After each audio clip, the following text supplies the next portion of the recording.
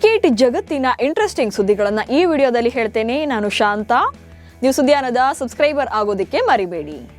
Bharat cricket ನಿಯಂತ್ರಣ ಮಂಡಳಿ ಮುಂಬರುವ ಜಿಂಬಾಬ್ವೆ ಪ್ರವಾಸಕ್ಕಾಗಿ ಭಾರತೀಯ ಪುರುಷರ ತಂಡವನ್ನು ಅನೌನ್ಸ್ ಮಾಡಿದೆ.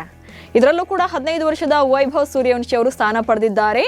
ಆದರೆ ಸಂಜು ಸ್ಯಾಮ್ಸನ್ ಅವರನ್ನು ತಂಡದಿಂದ ಕೈಬಿಡಲಾಗಿದೆ. ಹರಾರೆಯಲ್ಲಿ ಈ ತಿಂಗಳ 23, 25 ಹಾಗೆ 27ರಂದು 3 T20 ಅಂತಾರಾಷ್ಟ್ರೀಯ ಪಂದ್ಯಗಳು ನಡೆಯಲಿವೆ. ಭಾರತದ wicket keeper batter Sanju Samson ಅವರನ್ನ 2ನೇ T20 ಪಂದ್ಯದ ಪ್ಲೇಯಿಂಗ್ 11ನಿಂದ ಕೈಬಿಟ್ಟ ಬಗ್ಗೆ ಟೀಮ್ ಮ್ಯಾನೇಜ್ಮೆಂಟ್ ನಿರ್ಧಾರವನ್ನ ಸ್ಪಿನ್ ದಿಗ್ಗಜ ರವಿಚಂದ್ರನ್ ಅಶ್ವಿನ್ ಟೀಕೆ ಮಾಡಿದ್ದಾರೆ. ಸೂರ್ಯಕುಮಾರ್ ಬಳಿಕ ಈಗ ಸಂಜು ಸ್ಯಾಮ್ಸನ್ ಅವರನ್ನು ಕೂಡ T20 ತಂಡದಿಂದ ಕೈಬಿಡಲಾಗಿದೆ. ಹೀಗಾಗಿ ಇದು ತಂಡದಲ್ಲಿರುವಂತಹ ಆಟಗಾರರಿಗೆ ನೆಕ್ಸ್ಟ್ ನಮ್ಮ ಟರ್ಮ್ ಬರಬಹುದು ಎನ್ನುವಂತ ಭಾವನೆ ಮೂಡಿಸುತ್ತೆ. ಇದು ತಂಡಕ್ಕೆ ಒಳ್ಳೆಯದಲ್ಲ ಎಂದಿದ್ದಾರೆ. ಟೀಮ್ ಇಂಡಿಯಾ ಹೆಡ್ ಕೋಚ್ ಆಗಿರುವಂತಹ ಗೌತಮ್ ಗಂಭೀರ್ ಅವರ ಈ ನಿರ್ಧಾರಕ್ಕೆ ಮಾಜಿ ಕ್ರಿಕೆಟಿಗ ಸಂಜಯ್ ಮಂಜ್ರೇಕರ್ ತೀವ್ರ ಅಸಮಾಧಾನ ಹೊರಹಾಕಿದ್ದಾರೆ. T20 ವಿಶ್ವಕಪ್ನ ಮ್ಯಾಚ್ ವಿನ್ನರ್ ಸ್ಯಾಮ್ಸನ್ ರನ್ನ ಕೇವಲ 3 ಪಂದ್ಯಗಳ ವೈಫಲ್ಯದ ಆಧಾರದ ಮೇಲೆ ದಿಢೀರಾಗಿ ಕೈಬಿಟ್ಟಿರೋದು ಅಚ್ಚರಿಯ ವಿಚಾರ. ಸೂರ್ಯವಂಶಿ ಅವರಿಗೆ ಪದಾರ್ಪಣೆ ಮಾಡೋಕೆ ಮ್ಯಾನೇಜ್ಮೆಂಟ್ ಬಯಸಿದರೆ ಅದಕ್ಕೆ ಸ್ಯಾಮ್ಸನ್ ಅವರನ್ನ ಬಲಿಪಶು ಮಾಡುವ ಅಗತ್ಯ ಇರಲಿಲ್ಲ ಎಂದಿದ್ದಾರೆ. T20 ತಂಡದಿಂದ ಸಂಜು ಸ್ಯಾಮ್ಸನ್ ಅವರನ್ನ ಹೊರಗಿಟ್ಟಿರುವ ಬಗ್ಗೆ ಕೇಳಿ ಬರ್ತಾ ಇರುವಂತಹ ಗೊಂದಲದ ಬಗ್ಗೆ ಬಿಸಿಸಿಐನ ಮೂಲಗಳು ಸ್ಪಷ್ಟನೆ ನೀಡಿವೆ. ಜಿಂಬಾಬ್ವೆ ವಿರುದ್ಧ T20 ಸರಣಿಗೆ ಸಂಜು ಸ್ಯಾಮ್ಸನ್ಗೆ ಅವಕಾಶ ನೀಡಿಲ್ಲ. ಈ ಬಗ್ಗೆ ಬಿಸಿಸಿಐ ಮೂಲಗಳು ಸ್ಪಷ್ಟನೆಯನ್ನ ನೀಡಿದ್ದು, ಸಂಜು ಸ್ಯಾಮ್ಸನ್ ಅವರಿಗೆ ವಿಶ್ರಾಂತಿ ನೀಡಲಾಗಿದೆ, ಅವರನ್ನ ಕೈ ಬಿಟ್ಟಿಲ್ಲ ಎಂದಿದ್ದಾರೆ. ನಾವು ಹೇಳಿದ್ದೇ ನಡೆಯಬೇಕು, ನಾವು ಹೇಳಿದವರನ್ನೇ ಆಡಿಸಬೇಕು ಅನ್ನೋ ಅಗರ್ಕರ್ ಹಾಗೆ ಗೌತಮ್ ಗಂಭೀರ್ ಅವರ ಹಠದಿಂದ ನಾಯಕ ಶ್ರೇಯಸ್ ಅಯ್ಯರ್ನನ್ನ ಸಂಕಷ್ಟಕ್ಕೆ ಸಿಲುಕುವಂತೆ ಮಾಡಿದೆ.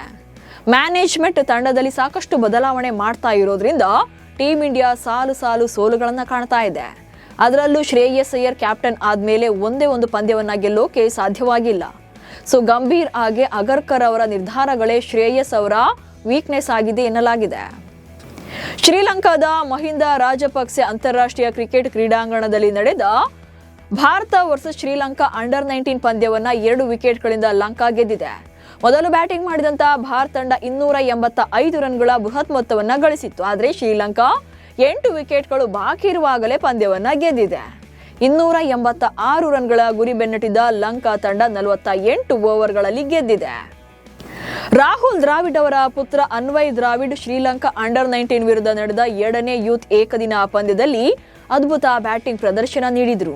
ಕೇವಲ 67 ಬಾಲಲ್ಲಿ ವಿಕೆಟ್ ಕೀಪರ್ ಬ್ಯಾಟರ್ ಆಗಿರುವಂತ ಇವರು 1 ಸಿಕ್ಸರ್ ಹಾಗೆ 9 ಬೌಂಡ್ರಿಗಳ ನೆರವಿನೊಂದಿಗೆ 87 ರನ್ ಗಳಿಸಿದ್ರು. ಆದರೆ ಅಂತಿಮವಾಗಿ ಭಾರತ ಈ ಪಂದ್ಯವನ್ನ ಸೋಲಬೇಕಾಯಿತು. ಜುಲೈ 14ರಿಂದ ಇಂಗ್ಲೆಂಡ್ ಹಾಗೆ ಭಾರತ ನಡುವೆ ಏಕದಿನ ಸರಣಿ ನಡೆಯಲಿದೆ. ಟೀಮ್ ಇಂಡಿಯಾ ತಂಡದಲ್ಲಿ ಬಿಸಿಸಿಐ ಪ್ರಮುಖ ಬದಲಾವಣೆಗಳನ್ನು ಮಾಡಿದೆ. ಟೀಮ್ ಇಂಡಿಯಾದ ಮುಂಬೈನ ಸ್ಟಾರ್ ಆಲ್ರೌಂಡರ್ ಶಿವಮ್ ದುಬೆ ಸುಮಾರು 2 ವರ್ಷಗಳ ಬಳಿಕ ಭಾರತೀಯ ಏಕದಿನ ತಂಡಕ್ಕೆ ಕಂಬ್ಯಾಕ್ ಮಾಡಿದ್ದಾರೆ. ಇಂಜುರಿಯಿಂದಾಗಿ ಇಂಗ್ಲೆಂಡ್ ವಿರುದ್ಧದ ಏಕದಿನ ಸರಣಿಯಿಂದ ಹೊರಗುಳಿದಿರುವಂತಹ ನಿತೀಶ್ ಕುಮಾರ್ ರೆಡ್ಡಿ ಬದಲಿಗೆ ಬಿಸಿಸಿಐ ದುಬೆ ಅವರನ್ನ ಆಯ್ಕೆ ಮಾಡಿದೆ. ಪೃಥ್ವಿ ಶಾ ಹಾಗೆ ನಟಿ ಆಕೃತಿ ಅಗರ್ವಾಲ್ ಅವರ ರಿಲೇಶನ್ಶಿಪ್ ನಿಶ್ಚಿತಾರ್ಥ ಆದ ಮೇಲೆ 4 ತಿಂಗಳಲ್ಲೇ ಮುರಿದು ಬೀಳುತ್ತಾ ಎನ್ನುವಂತಹ ಪ್ರಶ್ನೆ ಎದುರಾಗಿದೆ. ನಟಿ ಆಕೃತಿ ಇನ್ಸ್ಟಾದಲ್ಲಿ ಪೋಸ್ಟ್ ಹಾಕಿದ್ದು, ನನಗೆ ಮೋಸ ಆಗಿದೆ ಅಂತ ಹೇಳಿದ್ದಾರೆ. ನನಗೆ ತುಂಬಾ ಬಾರಿ ಮೋಸ ಮಾಡಲಾಗಿದೆ, ಆದರೂ ಕೂಡ ನಾನು ಎಂದಿಗೂ ಒಂದು ಮಾತನ್ನು ಆಡಲಿಲ್ಲ. ಜೀವನದಲ್ಲಿ ಒಂದು ಹೆಜ್ಜೆ ಮುಂದೆ ಇಟ್ಟ ಮೇಲೂ ಹೀಗಾಗುತ್ತೆ ಎಂಬುದನ್ನು ಇನ್ನೂ ಕೂಡ ನಂಬೋಕೆ ಸಾಧ್ಯವಾಗ್ತಿಲ್ಲ ಅಂತೇಳಿ ಬರ್ಕೊಂಡಿದ್ದಾರೆ. ಸೊ ಇದು ಹಲವು ಊಹಾಪೋಹಗಳಿಗೆ ಕಾರಣವಾಗಿದೆ.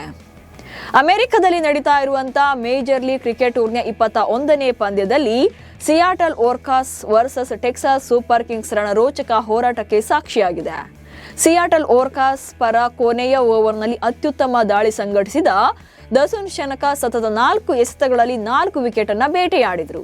ಒಟ್ಟಿಗೆ 4 ವಿಕೆಟ್ಗಳನ್ನ ಪಡೆಯುವ ಮೂಲಕ ಟೆಕ್ಸಾಸ್ ಸೂಪರ್ ಕಿಂಗ್ಸ್ ವಿರುದ್ಧ ಸಿಯಾಟಲ್ ಓರ್ಕಾಸ್ ತಂಡಕ್ಕೆ 9 ರನ್ಗಳ ರೋಚಕ ಜಯ ತಂದುಕೊಟ್ಟಿದ್ದಾರೆ.